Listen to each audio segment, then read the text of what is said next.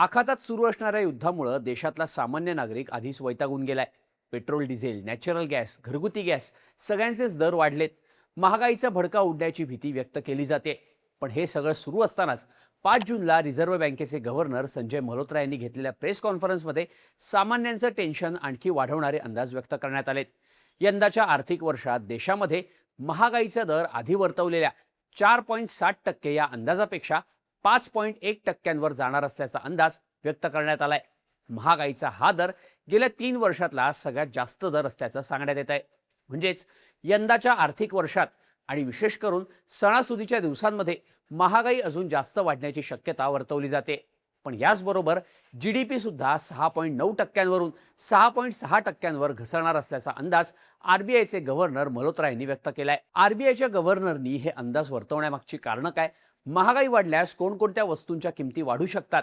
महागाई वाढली आणि जीडीपी दर कमी झाला तर त्याचा कसा परिणाम होणार? या सगळ्या प्रश्नांबद्दल जाणून घेऊया त्या व्हिडिओमधून. नमस्कार, मी शार्दूल आणि तुम्ही बघताय बोल व्हिडिओ. सगळ्यात आधी बघूयात 5 जूनला झालेल्या पत्रकार परिषदेत आरबीआय गव्हर्नर संजय मल्होत्रा नेमकं काय म्हणाले. तर आरबीआयच्या नियमानुसार दर 2 महिन्यांनी देशाच्या मॉनिटरी पॉलिसीवर चर्चा करण्यासाठी 3 दिवसांची बैठक आयोजित केली जाते. ही बैठक यंदा 3 जून ते 5 जूनला आयोजित करण्यात आली होती. नंतर 5 जूनला घेतलेल्या पत्रकार परिषदेत संजय मल्होत्रा यांनी रेपो रेट 5.25% एवढाच राहील असं सांगून भारताचा फॉरेक्स रिझर्व्ह वाढवण्यासाठी वेगवेगळ्या उपाययोजना केल्या जाणार असल्याची माहिती दिली. पण त्यात सगळ्यात महत्त्वाची माहिती ही महागाई वाढण्याच्या अंदाजाची होती.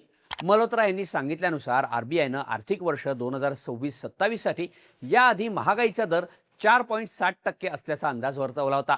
पण जागतिक अर्थव्यवस्थेत झालेल्या बदलामुळे तो आकडा आता थेट 5.1%वर जाण्याची शक्यता वर्तवली जाते.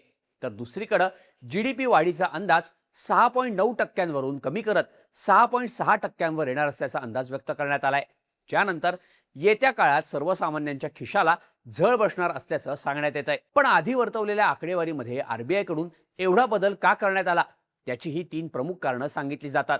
त्यातलं पहिलं कारण म्हणजे जगभरातल्या सप्लाय चेनमध्ये आलेला अडथळा. फेब्रुवारी महिन्यापासून आखातात इराण, अमेरिका, इस्रायल युद्ध सुरू झाल्यानंतर स्ट्रेट ऑफ होर्मुझ बंद करण्यात आलं. नंतर समुद्रातून जाणारे रेड सी आणि सुएझ कालव्यासारखे प्रमुख व्यापारी मार्ग धोक्यात आले, ज्यामुळे जागतिक सप्लाय चेनमध्ये मोठा अडथळा निर्माण झाला.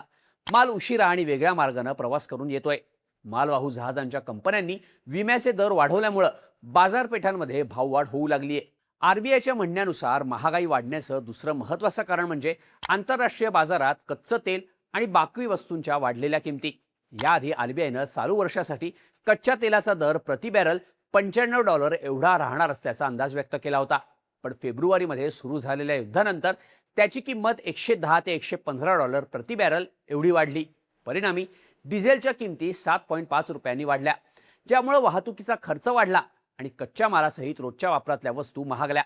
दुसरीकडे कमर्शियल गॅसचे दर सुद्धा वाढल्यानं छोट्या उद्योगांवर परिणाम झाला. गॅसवर अवलंबून असलेले उद्योग बंद पडले. महागाई वाढण्याचं तिसरं कारण म्हणजे पावसाची अनिश्चितता आणि अल निनो इफेक्ट. यंदाचा पावसाळा सुरू होण्यापूर्वी तयार झालेल्या परिस्थितीमुळे हवामान अभ्यासकांनी यंदाच्या मान्सूनमध्ये सरासरीपेक्षा कमी म्हणजेच 92% पाऊस पडणार असल्याचा अंदाज वर्तवला होता. आता पावसाचं प्रमाण कमी झालं की त्याचा थेट परिणाम शेतकऱ्यांच्या उत्पादनावर होतो.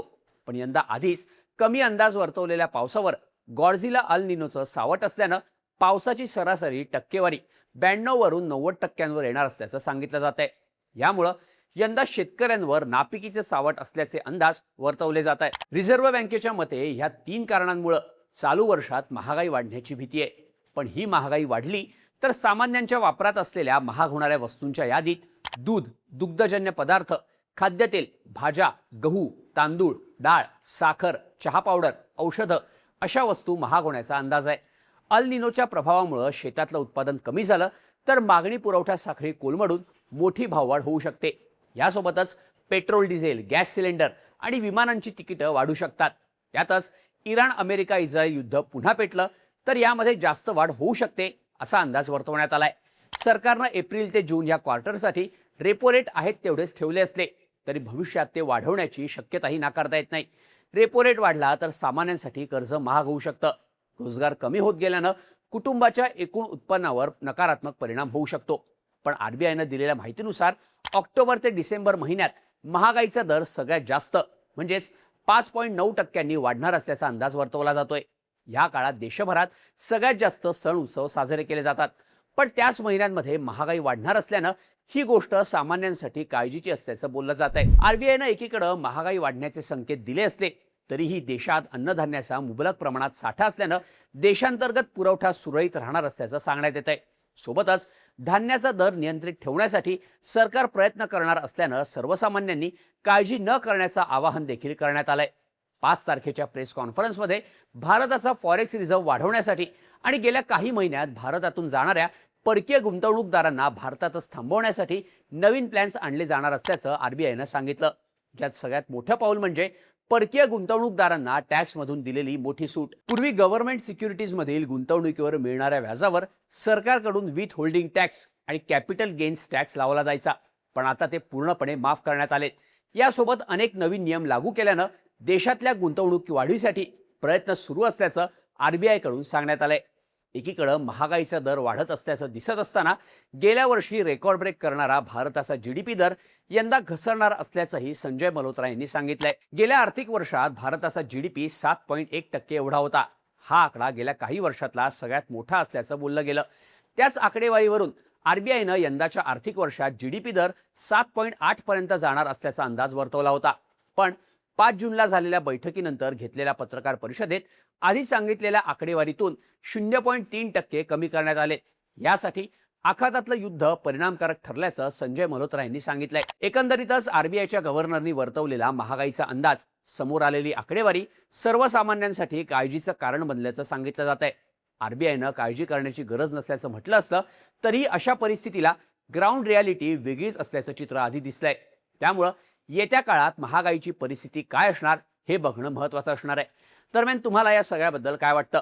महागाईचा मोठा भडका आगामी काळात उडणार का? याबद्दलच्या तुमच्या प्रतिक्रिया कमेंट करून नक्की सांगा आणि अशाच माहितीपूर्ण व्हिडिओजसाठी बोल व्हिडिओच्या YouTube चॅनलला सबस्क्राईब करायला विसरू नका.